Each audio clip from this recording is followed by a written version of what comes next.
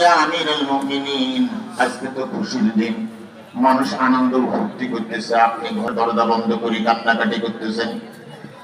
হযরত ওমর ফারুক রাদিয়াল্লাহু তাআলা বললেন, তারা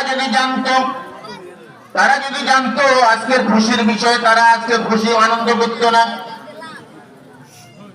কারণ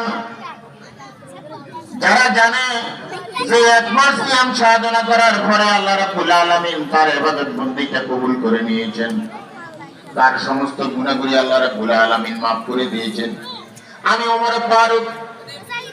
ওমর ফারুক খলিফাতুল মুসলিমিন, কিন্তু আমি জানি না আমার ইবাদত আল্লাহ রাব্বুল আলামিনের দরবারে গ্রহণযোগ্য হয়েছে কিনা, কবুল হয়েছে কিনা।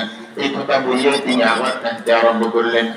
সম্মানিত হাজিরিন, লক্ষ্য করুন যে ওমর ফারুক রাদিয়াল্লাহু তাআলা আনহু এর মতো একজন মানুষ, তিনি জনতার মানুষ নয়। আল্লাহ রাব্বুল ইজ্জত ওয়াল জালাল যে আশারায়ে মুবাশশিরা যে 10 জন লোককে আল্লাহ রাব্বুল আলামিন দুনিয়াতে থাকতে জান্নাতের শুভ সংবাদ তাদেরকে দিয়েছেন, তার মধ্যে একজন হচ্ছে ওমর ফারুক রাদিয়াল্লাহু তাআলা।